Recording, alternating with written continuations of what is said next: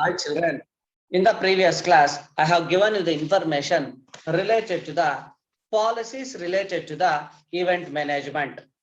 So after completion of the policies related to the event management, the next that is related to the event called as the procedure. What are the procedures should be followed by the event management? Event management. You people are more familiar about the meaning of the event management. ನೀವುಗಳು ಆ ಒಂದು ಇವೆಂಟಿನ ಮ್ಯಾನೇಜ್ಮೆಂಟಿನ ಬಗ್ಗೆ familiar ಆಗಿದ್ದೀರಾ. ಯಾಕಂತ ಹೇಳಿದ್ರೆ here the event may be anything, either it may be the program or may be the function conducted by on any individual ಅನ್ನ ನಾವುಗಳು ಏನಂತ ಕರಿತೀರಿ? ಈವೆಂಟ್ ಮ್ಯಾನೇಜರ್ ಅಥವಾ ಈವೆಂಟ್ ಮ್ಯಾನೇಜ್ಮೆಂಟ್ ಅಂತ ಹೇಳ್ಬಿಟ್ಟು ಕರಿತೀವಿ. ಇಲ್ಲೂ ಸಹ ಮ್ಯಾನೇಜ್ಮೆಂಟ್ ಅಂತ ಹೇಳಿದ್ರೆ art of getting things done through by others. ಯಾಕಂತ ಹೇಳಿದ್ರೆ ನಾವು ಟೆಕ್ನಿಕಲ್ ಟೀಮ್ ಅನ್ನ ನೋಡಿದ್ವಿ, ಯಾರೆಲ್ಲ ಟೆಕ್ನಿಕಲ್ ಟೀಮ್ ಇರ್ತಾರೆ ಅಂತಕ್ಕಂಥದ್ದನ್ನ. ಆ ಟೆಕ್ನಿಕಲ್ ಟೀಮ್ ಅನ್ನ ನೋಡ್ಬೇಕಾದ್ರೆ ನಾವು ಕೆಲವೊಂದು ಟ್ರೈನಿಂಗ್ಸ್ ಅನ್ನೋದನ್ನ ಗಮನಿಸಿದ್ವಿ. ಏನೆಲ್ಲ ಟ್ರೈನಿಂಗ್ಸ್ ಕೊಟ್ವಿ? ಕಮ್ಯುನಿಕೇಶನ್ ಟ್ರೈನಿಂಗ್ ಅನ್ನ ಕೊಟ್ವಿ, ಮ್ಯಾನೇಜ್ಮೆಂಟ್ ಯಾವ ರೀತಿ ಮಾಡಬೇಕು ಅಂತ ನೋಡಿದ್ವಿ, ಗ್ರೀವಿಯನ್ಸಸ್ ಯಾವ ರೀತಿ ಮಾಡಬೇಕು ಅಥವಾ ಯಾವ ರೀತಿ ಅದನ್ನ ತಡೆಗಟ್ಟಬೇಕು ಅಂತಕ್ಕಂಥ ಟ್ರೈನಿಂಗ್ ಅನ್ನ ಕೊಡ್ತಾರೆ ಅಂತ ನೋಡಿದ್ವಿ. ಅದೇ ರೀತಿ ಇಲ್ಲೂ ಸಹ ನಾವುಗಳು the procedure for an event management ಅಂತ ಹೇಳಿ ನಾವು ತೆಗೆದುಕೊಂಡಾಗ there is different types of procedure should be compulsorily followed. First, that is identification of an objective. ನಾವು ಏನೋ ಒಂದು ಈವೆಂಟ್ ಅನ್ನ ಮಾಡಬೇಕು ಅಂತ ಮುಂದೆ ಹೋಗ್ತಾ ಇದೀವಿ ಅಂತ ಹೇಳಿದ್ರೆ, ಇಲ್ಲಿ ಆ ಈವೆಂಟ್ ಅನ್ನ ನಡೆಸಲಿಕ್ಕೆ ನಮ್ಮ ಉದ್ದೇಶ ಏನು? The objectives may be in the form of financial objectives called as a profit. The long-term vision in the objective kept in mind, that may be in the form of called as a survival and the growth, or the social objective in the sense called as a providing of an employment opportunities, personal objectives in the sense called as a satisfaction as well as payment of salaries, wages, etc. ಈ ರೀತಿ ನಾವುಗಳು different types of the objectives ನಮಗೆ ಏನಿದಾವೆ ಅನ್ನೋದನ್ನ ಗಮನಿಸಿದ್ವಿ. But when we are in the position to identify an objectives, ನಾವು ಉದ್ದೇಶಗಳನ್ನ ಗುರುತಿಸ್ತಕ್ಕಂತ ಸಂದರ್ಭ ಬಂದರೆ, ಆ ಗುರುತಿಸ್ತಕ್ಕಂತ ಸಂದರ್ಭದಲ್ಲಿ ನಾವುಗಳು ಯಾವುದೇ ರೀತಿಯಾದಂತ ಪಿಟ್ಫಾಲ್ಸ್ ಅಂತ ಹೇಳಿದ್ರೆ ತೊಂದರೆಗಳು, ಆರ್ ಯಾವುದೇ ರೀತಿಯಾದಂತಹ ಒಂದು ಗ್ರೀವಿಯನ್ಸಸ್ ಆರ್ ಯಾವುದೇ ರೀತಿಯಾದಂತಹ ಒಂದು ಪ್ರಾಬ್ಲಮ್ಸ್ ಅನ್ನ ಆಗದಿರ ಇರತಕ್ಕಂತಹ ನಿಟ್ಟಿನಲ್ಲಿ ನಾವೇನ್ ಮಾಡ್ಬೇಕಾಗತ್ತೆ? ಇಲ್ಲಿ ಐಡೆಂಟಿಫಿಕೇಶನ್ ಅನ್ನ ಮಾಡ್ಕೊಳ್ತಾ ಹೋಗ್ಬೇಕಾಗತ್ತೆ. The procedure of an event management, that is in the sense identification of an objective. Here the objective of an event should be identified by clearly understanding about both the ends of the event, that may be in the sense called as an employer and employee, organization, etc. ಎಲ್ಲಾ ರೀತಿಯಲ್ಲೂ ಸಹ ನಾವೇನ್ ಮಾಡ್ಬೇಕಾಗತ್ತೆ? ಗುರುತಿಸ್ಕೋಬೇಕಾಗತ್ತೆ. ಅದನ್ನ ನಾವೇನಂತ ಕರಿತೀರಿ? Objectives ಅಂತ ಹೇಳ್ಬಿಟ್ಟು ಕರಿತೀರಿ. ಇನ್ನು ಎರಡನೇದಾಗಿರ್ತಕ್ಕಂಥದ್ದು planning of a event. So planning of a event ಅಂತ ಹೇಳಿದ್ರೆ, ಇಲ್ಲಿ ನಾವು ಗಮನಿಸಿದಂಗೆ plan, it's a predetermined course of an action for the future personal needs of the organization. So the plan ಅನ್ನ ಫಸ್ಟ್ ಸ್ಟೆಪ್ ಅಥವಾ ಬೇಬಿ ಸ್ಟೆಪ್ ಅಂತ ಹೇಳ್ಬಿಟ್ಟು ಬೇಕಾದ್ರೆ ಕರಿಬಹುದು ನಾವು. For the purpose of doing of any type of work, the work should be designed and the company should come forward to analyze the various steps or various ways to conclude the concept ಅಥವಾ conclude the event ಅನ್ನೋದನ್ನ planning ಅಂತ ಹೇಳ್ಬಿಟ್ಟು ಕರಿತೀರಿ. So ಮೊದಲನೇದು ಉದ್ದೇಶ ನೋಡಿದ್ವಿ, ಒಂದು ಗುರಿಯನ್ನ ಇಟ್ಕೊಂಡ್ವಿ. ಆ ಗುರಿಯನ್ನ ಆಧಾರಿತವಾಗಿ ಏನ್ ಮಾಡಿದ್ವಿ, ಪ್ಲಾನ್ ಅನ್ನ ಮಾಡಿದ್ವಿ. So when we are going to plan, there we want to identify the opportunities ಅಲ್ವಾ, ನಮ್ಗೆ ಏನೆಲ್ಲ ಆಪರ್ಚುನಿಟೀಸ್ ಇದೆ ಅಂತಕ್ಕಂಥದ್ದನ್ನ ಗುರುತಿಸಿ ನಾವೇನ್ ಮಾಡಿದ್ವಿ, ಪ್ಲಾನ್ ಅನ್ನ ಮಾಡಿದ್ವಿ. So when we are identified, then we are in the position to provide a service requirement, a service requirement. The service is an intangible activity in which the audience or maybe the client or maybe the guests, whoever it might be, they will be in the position to feel ಅಂತ ಹೇಳಿದ್ರೆ ಅನುಭವವನ್ನ ಪಡಿತಕ್ಕಂಥದ್ದು. So services ಏನೆಲ್ಲ requirement ಇರಬೇಕು, ನಾವು ಒಂದು procedure step by step ಒಂದು plan ಮಾಡ್ತಾ ಇದೀವಿ ಅಂತ ಹೇಳಿದ್ರೆ ಆ ಪ್ರೊಸೀಜರಿನ ಬಗ್ಗೆನೂ ನಾವ್ ಏನ್ ಮಾಡ್ತೀರಿ, ಪ್ಲಾನ್ ಅನ್ನ ಮಾಡ್ತಾ ಹೋಗ್ತೀರಿ. ಒನ್, ದ ಸರ್ವಿಸ್ ರಿಕ್ವೈರ್ಮೆಂಟ್ಸ್ ಅಂತ ಹೇಳಿ ನಾವು ನೋಡಿದಾಗ, there at the time of running of an event we require a plenty of services that should be satisfied by the client as well as the audience, those who are attending the event. First one, the services are nothing but called as the facilities which are to be satisfied. ನಾವೇನೆಲ್ಲ ಅನುಕೂಲಗಳನ್ನ ಮಾಡಿ ಕೊಡ್ತಾ ಇದೀವಿ ಅನ್ನೋದರ ಆಧಾರದ ಮೇಲೆ ನಾವೇನ್ ಮಾಡ್ತೀರಿ, ಈ ಒಂದು ಸರ್ವಿಸಸ್ ಅನ್ನ ರಿಕ್ವೈರ್ಮೆಂಟ್ ಅಂತ ಹೇಳ್ಬಿಟ್ಟು ಗಮನಿಸ್ತಾ ಬರ್ತೀರಿ. ಸೊ ಮೊದಲನೇದಾಗಿರ್ತಕ್ಕಂಥದ್ದು ಫೆಸಿಲಿಟೀಸ್ ಏನೆಲ್ಲ ಬೇಕೋ ಮಾಡ್ಕೋಬೇಕಾಗತ್ತೆ. ಅದರ ಜೊತೆಗೆ ನಾವು ಕೀ ಡಿಸಿಷನ್ ಮೇಕರ್ಸ್ ಅಂತ ನೋಡೋದಲ್ವಾ, ಪ್ರತಿಯೊಬ್ಬ ಡಿಪಾರ್ಟ್ಮೆಂಟ್ಗೂ ಒಬ್ಬೊಬ್ಬ ಡಿಸಿಷನ್ ಮೇಕರ್ ಇದನ್ನಲ್ವಾ. ಸೊ ಆ ರೀತಿ ಎಲ್ಲಾ ಫೆಸಿಲಿಟೀಸ್ ಅನ್ನ ಇಲ್ಲೂ ಸಹ ನಾವು ಪ್ಲಾನ್ ಅಥವಾ ಪ್ರೊಸೀಜರ್ ಅನ್ನ ಫಾಲೋ ಮಾಡ್ಬೇಕಾಗತ್ತೆ. ಸೊ ಕ್ಯಾಟರಿಂಗ್ ಅರೇಂಜ್ ಮಾಡ್ಕೋಬೇಕು, ರೂಮ್ಸ್ ಅರೇಂಜ್ ಮಾಡ್ಕೋಬೇಕು, ಟ್ರಾನ್ಸ್ಪೋರ್ಟೇಶನ್ ಅರೇಂಜ್ ಮಾಡ್ಕೋಬೇಕು, ರೋಡ್ ಕ್ಲೋಸರ್ಸ್ ಅಂತ ಹೇಳಿದ್ರೆ ಈಗ ಬ್ಯಾರಿಕೇಡ್ಸ್ ಅಂತ ಕರಿತೀವಲ್ವಾ ನಾವುಗಳು. ಒಂದು ವೇಳೆ ಎಲ್ಲೋ ಪೊಲಿಟಿಕಲ್ ಇವೆಂಟ್ ಅಂತಕ್ಕಂಥದ್ದು ನಡೀತಿದೆ ಅಂತ ಹೇಳಿದ್ರೆ ಅಲ್ಲಿ ಕ್ರಶ್ ಕ್ರೌಡ್ ಟೂ ವೀಲರ್ಸ್ ಆಗ್ಬಾರ್ದು ಅಂತ ಹೇಳಿದ್ರೆ ಫಾರ್ ಪ್ಲೇಸ್ ಅಲ್ಲಿ ನಾವೇನ್ ಮಾಡ್ಬೇಕಾಗತ್ತೆ, ಬ್ಯಾರಿಕೇಡ್ಸ್ ಅನ್ನ ಹಾಕಿ, ಅಂದ್ರೆ ರೋಡ್ ಕ್ಲೋಸರ್ಸ್ ಎಲ್ಲಿ ಕ್ಲೋಸಿಂಗ್ ಮಾಡ್ಬೇಕು, ಎಲ್ಲಿ ಓಪನ್ ಮಾಡ್ಬೇಕು, ಆ ಫೆಸಿಲಿಟೀಸ್ ಅನ್ನ ಅರೇಂಜ್ ಮಾಡ್ಕೋಬೇಕಾಗತ್ತೆ. ದೆನ್ ಟ್ರಾಫಿಕ್ ಮ್ಯಾನೇಜ್ಮೆಂಟ್, ಹೆಚ್ಚಿನ ಜನಸಂದಣಿ ಅಂತ ಹೇಳಿದ್ರೆ ಕ್ರಶ್ ಕ್ರೌಡ್ ಆಗದಿರಾ ಇರಬೇಕು ಅಂತ ಹೇಳಿದ್ರೆ ಅಲ್ಲಿ ಟ್ರಾಫಿಕ್ ಅನ್ನ ಸಹ ನಾವೇನ್ ಮಾಡ್ಬೇಕಾಗತ್ತೆ, ಮ್ಯಾನೇಜ್ಮೆಂಟ್ ಅನ್ನ ಮಾಡ್ಕೋಬೇಕಾಗತ್ತೆ. And other some floral arrangements, stage ಯಾವ ರೀತಿ ಇರಬೇಕು, ವಾಕ್ ರ್ಯಾಂಪ್ಸ್ ಯಾವ ರೀತಿ ಇರ್ಬೇಕಾಗತ್ತೆ ಅಲ್ವಾ, etcetera should be decided as per the requirements ಅಲ್ವಾ. ಸೊ ಇವೆಲ್ಲವೂ ಸಹ ಡಿಸೈಡ್ ಅನ್ನ ಮಾಡ್ಕೋಬೇಕಾಗತ್ತೆ as per the requirement of a event. ನಾವೇನ್ ಮಾಡ್ತಾ ಇದೀವಿ ಇವೆಂಟ್, ಆ ಇವೆಂಟ್ ಗೆ ಅನುಕೂಲ ಆಗ್ತಕ್ಕಂತಹ ನಿಟ್ಟಿನಲ್ಲಿ ನಾವೇನ್ ಮಾಡ್ಬೇಕು, ಎಲ್ಲಾ ರೀತಿಯಾದಂತಹ ಸರ್ವಿಸಸ್ ಅನ್ನ ಪ್ರೊವೈಡ್ ಅನ್ನ ಮಾಡಬೇಕಾಗತ್ತೆ. The next, tapping of skilled employees. Tapping of skilled employees. The tapping here is nothing but called as carefully we should able to recruit or arrange the job profiles and descriptions related to the employees.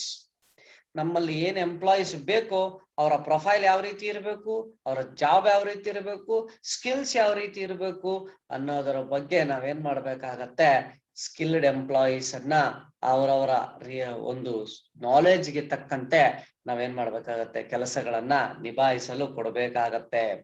When we are appointing a skilled employees, there we can able to find out the smooth working of the organization. There we can able to find out the smooth working of the organization ಅಂತ ಹೇಳ್ಬಿಟ್ಟು ನಾವು ನೋಡ್ಬೋದು.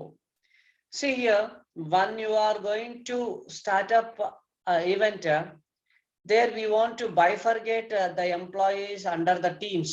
ನಾವೇನ್ ಮಾಡ್ಬೇಕಾಗತ್ತೆ, employees ಅನ್ನ teams ಇನ ರೀತಿಯಲ್ಲಿ bifurcate ಅನ್ನ ಮಾಡ್ಬೇಕಾಗತ್ತೆ. ಯಾಕೆ ನಾವು ಟೀಮ್ಸ್ ರೀತಿಯಲ್ಲಿ ಬೈಫರ್ಗೇಟ್ ಮಾಡಬೇಕು ಅಂತ ಹೇಳಿದ್ರೆ, all the employees cannot able to work in all the areas. There we people want to bifurcate, make a groups based on the requirements. Based on the requirements, ಯಾವ ರೀತಿ ರಿಕ್ವೈರ್ಮೆಂಟ್ಸ್ ಗೆ ತಕ್ಕಂತೆ ಅಂತ ಹೇಳಿದ್ರೆ, ನಾವು ಗಮನಿಸ್ಕೊಂಡಂಗೆ ಎಂಪ್ಲಾಯೀಸ್ ಯಾರಿದ್ದಾರೆ, ಆ ಎಂಪ್ಲಾಯೀಸ್ ಅಲ್ಲಿ ಸೀನಿಯರ್ ಯಾರು, ಎಕ್ಸ್ಪೀರಿಯನ್ಸ್ಡ್ ಯಾರು, ಅವ್ರ ಅಂಡರ್ ಅಲ್ಲಿ ಯಾರ್ಯಾರ ಡಿಪಾರ್ಟ್ಮೆಂಟ್ಗೆ ಎಷ್ಟು ಜನ ಎಂಪ್ಲಾಯೀಸ್ ಬೇಕು ಅಂತ ಹೇಳ್ಬಿಟ್ಟು ನಾವೇನ್ ಮಾಡ್ಬೇಕಾಗತ್ತೆ, ಟೀಮ್ಸ್ ಅನ್ನ ಗ್ರೂಪ್ಸ್ ಅನ್ನ ಫಾರ್ಮೇಶನ್ ಮಾಡಿ ಟೀಮ್ ಲೀಡರ್ ಅಥವಾ ಗ್ರೂಪ್ ಲೀಡರ್ ಅಂತ ಒಬ್ಬರನ್ನ ನೇಮಿಸಿ ಆ ವರ್ಕ್ ಅನ್ನ ಅವ್ರಿಗೆ ಜವಾಬ್ದಾರಿಯುತವಾಗಿ ಹೇಳಿ ಉಳಿದಿರ್ತಕ್ಕಂಥ ಎಲ್ಲಾ ಟೀಮ್ ಮೆಂಬರ್ಸ್ ಆ ವರ್ಕ್ ಅನ್ನ ಕನ್ಕ್ಲೂಡ್ ಅಥವಾ ಕಂಪ್ಲೀಟ್ ಮಾಡಲಿಕ್ಕೆ ಯಾವ ರೀತಿಯಾದಂತಹ ಅನುಕೂಲಗಳು ಬೇಕು ಎಲ್ಲವನ್ನ ಸಹ ನಾವೇನ್ ಮಾಡ್ಬೇಕು, ಮಾಡ್ಕೋಬೇಕಾಗತ್ತೆ. ಅದನ್ನ ನಾವುಗಳು ಟ್ಯಾಪಿಂಗ್ ವಿತ್ ಅಥವಾ ಸ್ಕಿಲ್ಡ್ ಎಂಪ್ಲಾಯೀಸ್ ನ ಜೊತೆಗೆ ಫಾರ್ಮೇಶನ್ ಆಫ್ ಎ ಟೀಮ್ಸ್ ಅಂತ ಹೇಳ್ಬಿಟ್ಟು ಮಾಡ್ಕೋಬೇಕಾಗತ್ತೆ. ಸೊ ಗ್ರೂಪ್ಗಳನ್ನ ಮಾಡ್ಕೊಂಡ್ವಿ. Where we are making a teams, we can able to identify the faster progress of work. ನಾವೇನ್ ಮಾಡ್ಬೋದು, ವೇಗವಾಗಿ ಒಂದು ಕೆಲಸವನ್ನ ಪೂರ್ತಿಯನ್ನ ಮಾಡಲು ನಮ್ಗೆ ಅನುಕೂಲ ಆಗ್ತಕ್ಕಂಥದ್ದು. ಸೊ ಯಾವಾಗ ಟೀಮ್ಸ್ ಅನ್ನ ಮಾಡಿದ್ವಿ, assignment of roles and responsibilities. Team ಯಾವ್ಯಾವ ಟೀಮ್ಗೆ ಏನೆಲ್ಲ ಕೆಲಸಗಳಿದೆ. when we are framed a team, then we want to identify each and every team the work. ನಾವೇನ್ ಮಾಡ್ಬೇಕಾಗತ್ತೆ, ಅವರದೇ ಆದಂತಹ ನಿಟ್ಟಿನಲ್ಲಿ ಕೆಲಸಗಳನ್ನ ನೀಡಬೇಕಾಗತ್ತೆ.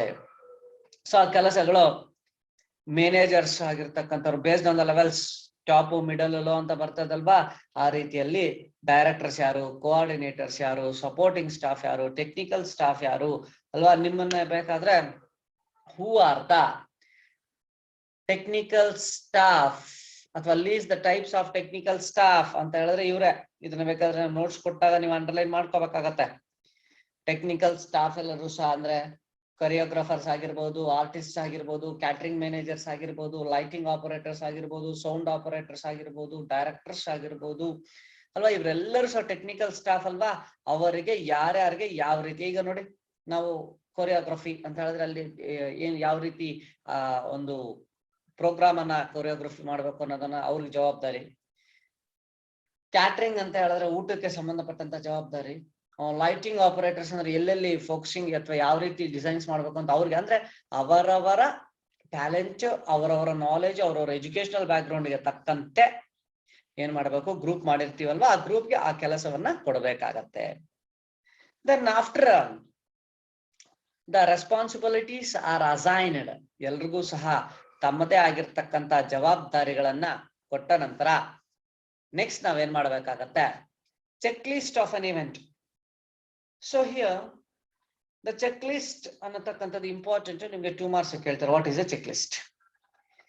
The list of things which are going to happen in the event should be noticed in a printed format, and each and every checklist should be assigned or given a Xerox copy to the managers of the all the departments. ಅಲ್ಲಿ ಏನ್ ಮಾಡ್ಬೇಕಾಗತ್ತೆ, check list ಅಂತಕ್ಕಂಥದ್ದು printed document ಆಗಿದ್ದು, ಆ event ಅಲ್ಲಿ ಏನೆಲ್ಲಾ programmes ನಡೆಯುತ್ತೆ ಅನ್ನೋದ್ರ ಬಗ್ಗೆ ಒಂದು ಪ್ರಿಂಟೆಡ್ ಕಾಪಿಯನ್ನ ಮಾಡಿ ಪ್ರತಿಯೊಬ್ಬ ಟೀಮಿನ ಮ್ಯಾನೇಜರ್ಗೂ ಸಹ ಒದಗಿಸ್ತಕ್ಕಂಥದ್ದನ್ನ ಚೆಕ್ ಲಿಸ್ಟ್ ತಯಾರಿ ಮಾಡಿಕೊಂಡು ಆ ಚೆಕ್ ಲಿಸ್ಟ್ ಅಲ್ಲಿ ಟಿಕ್ ಹಾಕೊಳ್ತಾ ಹೋಗ್ಬೇಕು. This has been done, this has been done, this has been done, ಇದಾಗಿದೆ, ಈ ಕೆಲಸ ಆಗ್ಬೇಕು ಅಂತ ನಮ್ದೇ ಆದಂತ ನಿಟ್ಟಿನಲ್ಲಿ ಪಾಯಿಂಟ್ಸ್ ಟು ಬಿ ನೋಟೆಡ್ ಅಂತ ಹೇಳಿ ನಾವು ಆ ಚೆಕ್ ಲಿಸ್ಟ್ ಅಲ್ಲಿ ಮೆನ್ಷನ್ ಅನ್ನ ಮಾಡ್ಕೊಂಡಿರ್ಬೇಕಾಗತ್ತೆ. The next risk analysis. So you take any type of an event, the risk is associated with uncertainties, ತಿಳಿಯದೇ ಆಗ್ತಕ್ಕಂಥದ್ದು ಅಲ್ವಾ. So when the risk is associated with the uncertainties, here we people want to be protect the risks. ನಾವೇನ್ ಮಾಡ್ಬೇಕಾಗತ್ತೆ, risks ಅನ್ನ ತಡೆಗಟ್ಟಬೇಕಾಗತ್ತೆ. Risks ಅನ್ನ ನಾವು ತಡೆಗಟ್ಟಬೇಕು ಅಂತ ಹೇಳಿ ಬಂದ್ರೆ ಆ ರಿಸ್ಕ್ಸ್ ಅನ್ನ ಯಾವ ರೀತಿ ತಡೆಗಟ್ಟಬೇಕು ಅಲ್ವಾ, ಆ ರಿಸ್ಕ್ ಪ್ರಿಕಾಷನರಿ ಮೆಜರ್ಸ್ ಯಾವ ರೀತಿ ತಗೊಳ್ಬೇಕು ಅನ್ನೋದ್ರ ಬಗ್ಗೆನೂ ಸಹ ನಾವು ಪ್ರೊಸೀಜರ್ ಅನ್ನ ಇಟ್ಕೋಬೇಕಾಗತ್ತೆ. ಈಗ ಫೈರ್ ಎಕ್ಸಾಸ್ಟಿಂಗ್ ಮೆಟೀರಿಯಲ್ಸ್ ಇಟ್ಕೋಬೇಕು, ಫೈರ್ ಇಂಜಿನ್ ಇಟ್ಕೊಂಡಿರ್ಬೇಕು, ಪವರ್ ಬ್ಯಾಕಪ್ ಗೆ ಜನರೇಟರ್ಸ್ ಅನ್ನ ಪ್ಲೇಸ್ ಮಾಡ್ಕೊಂಡಿರ್ಬೇಕು, ಫಸ್ಟ್ ಏಡ್ ಕಿಟ್ಸ್ ಇಟ್ಕೊಂಡಿರ್ಬೇಕಾಗತ್ತೆ. ಒಂದು ವೇಳೆ ನಮ್ದು ದೊಡ್ಡದಾಗಿರ್ತಕ್ಕಂಥ ಇವೆಂಟ್ ಇದ್ರೆ ಹಾಸ್ಪಿಟಾಲಿಟಿ ಮ್ಯಾನೇಜ್ಮೆಂಟ್ ಅನ್ನ ಮಾಡ್ಕೊಂಡಿರ್ಬೇಕು ನಾವುಗಳು ಅಲ್ವಾ. ಸೊ ಈ ನಿಟ್ಟಿನಲ್ಲಿ ರಿಸ್ಕ್ಸ್ ಅನ್ನ ತಡೆಗಟ್ಟಲಿಕ್ಕೆ ನಾವು ಪ್ರೊಸೀಜರ್ ಅನ್ನ ಫಾಲೋ ಮಾಡ್ಕೊಂಡಿರ್ಬೇಕು. Then crisis management. It refers to the challenges to be faced by a company with respect to the situations which can result on the prepared phase of such sensors. Crisis ಅಂತ ಹೇಳಿದ್ರೆ ನಾವು competitive era ನಲ್ಲಿ ಇರ್ತಕ್ಕಂಥದ್ದು, ಯಾವ ರೀತಿಯಾದಂತ challenges ಅನ್ನ ನಾವು face ಅನ್ನ ಮಾಡ್ತಾ ಇದ್ದೀವಿ, ಎಷ್ಟು ಚಾಲೆಂಜಸ್ ಅನ್ನ ಫೇಸ್ ಮಾಡ್ಬೇಕಾಗತ್ತೆ, ಕಂಪನಿ ರೆಸ್ಪೆಕ್ಟ್ ಅಲ್ಲಿ ಅನ್ಫೋರ್ಸ್ ಅಲ್ಲಿ ನಾವುಗಳು ಯಾವ ರೀತಿಯಾದಂತಹ ಒಂದು ಕ್ರೈಸಿಸ್ಗೆ ಒಳಗಾಗ್ಬೇಕಾಗತ್ತೆ, ಆ ಸಂದರ್ಭದಲ್ಲಿ ನಾವು ಯಾವ ರೀತಿ ಪ್ರಿಪರೇಷನ್ ಆಗಿರ್ಬೇಕು ಅನ್ನೋದ್ರ ಬಗ್ಗೆನೂ ಸಹ ಚಾಲೆಂಜಸ್ ಅನ್ನ ಫೇಸ್ ಮಾಡ್ಲಿಕ್ಕೂ ರೆಡಿ ಇರಬೇಕು. Coordinating teams, it's very important. You take any type of an organization, there should be an internal understanding the roles and responsibilities assigned ಅಲ್ವಾ.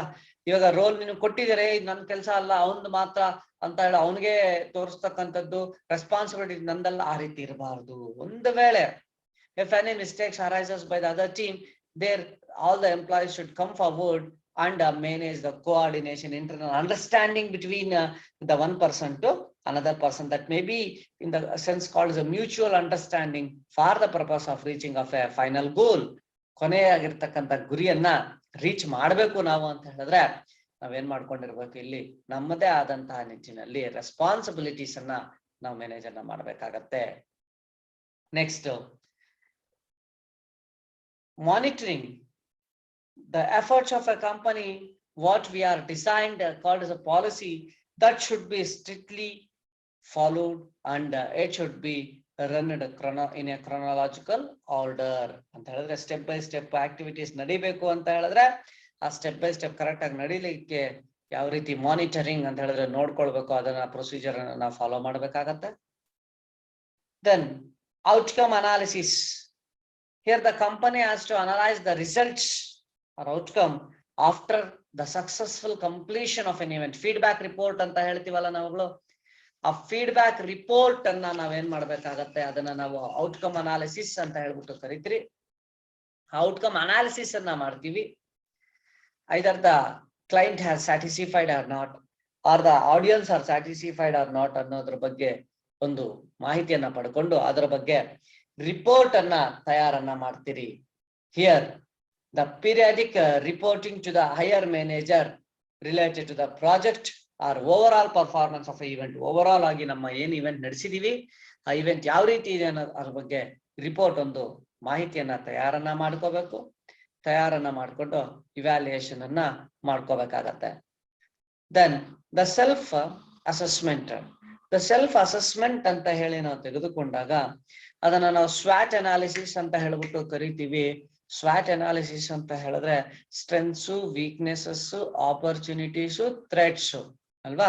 ನಮ್ಮಷ್ಟಿಗೆ ನಾವೇ ನಮ್ಮಲ್ಲಿರ್ತಕ್ಕಂಥ ಸ್ಟ್ರೆಂತ್ ಏನು, ವೀಕ್ನೆಸ್ ಏನು, ಆಪರ್ಚುನಿಟೀಸ್ ಏನು, ನಾವ್ ಏನು ಥ್ರೆಟ್ಸ್ ಇದೆ ಅದನ್ನ ಹೆಂಗೆ ಆಚೆ ಬರ್ಬೇಕು ಅನ್ನೋದನ್ನ ಸಹ ನಾವು ನೋಡ್ಕೋಬೇಕಾಗತ್ತೆ.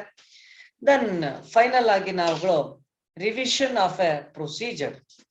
So once the organization called as the event organization has successfully completed, there we want to a revision of a procedure for the future ಅಂತ ಹೇಳಿದ್ರೆ ನಮ್ಮ ಒಂದು ಈವೆಂಟ್ ಅಂತಕ್ಕಂಥದ್ದು ಯಾವಾಗ ಸಕ್ಸಸ್ ಆಗುತ್ತೋ ಆ ಸಕ್ಸಸ್ ಅಲ್ಲಿ ನಾವು ಫ್ಯೂಚರ್ ಅಲ್ಲೂ ಸಹ ಆ ಇವೆಂಟ್ ಅಂತಕ್ಕಂಥದ್ದು ಇದೇ ರೀತಿ ಹೋಗ್ಬೇಕು ಅಂತ ಹೇಳಿದ್ರೆ ರಿವಿಷನ್ ಅಂತ ಹೇಳಿದ್ರೆ ಅದೇ ಪಾಲಿಸೀಸ್ ಅನ್ನ, ಪ್ರೊಸೀಜರ್ಸ್ ಅನ್ನ, ಡೆಲಿಗೇಷನ್ಸ್ ಅನ್ನ ಯಾವುದೇ ರೀತಿಯಾದಂತ ಮೈನರ್ ಚೇಂಜಸ್ ಬೇಕಿದ್ರೆ ಮಾಡ್ಕೊಳ್ತಾ according to the requirement of a client and the government policies and the culture, we people will follow the procedure for the purpose of successful reaching of the organisation. So ಈ ನಿಟ್ಟಿನಲ್ಲಿ ನಾವೇನ್ ಮಾಡ್ತೀವಿ, ಈ procedure ಅನ್ನ follow ಮಾಡ್ಬೇಕು. First ಗೆ ಉದ್ದೇಶವನ್ನ ನೋಡಿ, ಅದರ ಬಗ್ಗೆ ಯೋಜನೆ, ಸೇವೆಗಳು, ಎಂಪ್ಲಾಯೀಸು, ಟೀಮ್ ವರ್ಕ್ಸು, ರೆಸ್ಪಾನ್ಸಿಬಿಲಿಟೀಸು, ಅದರ ಬಗ್ಗೆ ಚೆಕ್ ಲಿಸ್ಟ್, ಕೋಆರ್ಡಿನೇಷನ್, ಮಾನಿಟರಿಂಗ್ ಇಂದ ಹಿಡಿದು ಅವ್ರು ಯಾವ ರೀತಿ ಕೆಲಸಗಳನ್ನ ಮಾಡಬೇಕು ಅನ್ನೋದ್ರ ಬಗ್ಗೆ ನೋಡ್ಕೊಳ್ತಾ ನಾವು ನಮ್ಮದೇ ಆದಂತ ಹಾದಿಯಲ್ಲಿ ಏನ್ ಮಾಡ್ತೀವಿ, ವರ್ಕ್ ಅನ್ನ ಕನ್ಕ್ಲೂಡ್ ಮಾಡ್ತಾ ಇವೆಂಟ್ ಅನ್ನ ಕಂಪ್ಲೀಟ್ ಅನ್ನ ಮಾಡ್ಕೊಳ್ತೀವಿ. ಸೊ ಇದಾದ್ಮೇಲೆ ನಮ್ಗೆ ಲಾಸ್ಟ್ ಟಾಪಿಕ್ ಇದೆ ನಿಮ್ಗೆ, that is called as the developing of record keeping system. So the developing of record keeping system are mainly classified into two types, that is called as the manual record keeping system and the electronic record keeping system. So before going to study the meaning of the manual record keeping system and the electronic record keeping system. Here, we people will be in the position to see the meaning of the development of record keeping system, types, and some of the advantages and some of the procedure should be followed in the development of record keeping system, my dear children. So I will wind up tomorrow this class, and I will send you the notes of the remaining concept on the Thursday, and you will be having a 2 days of the gap. That may be the Friday and Saturday. You want to complete it and you want to submit me. Okay. Then I will conclude here, and I will be with you in the next video that is called as the development of record keeping system. That will wind up your first model, my dear children. Thank you. If you find any doubts, you contact me. I will be here to clarify your doubts, my dear children. Thank you.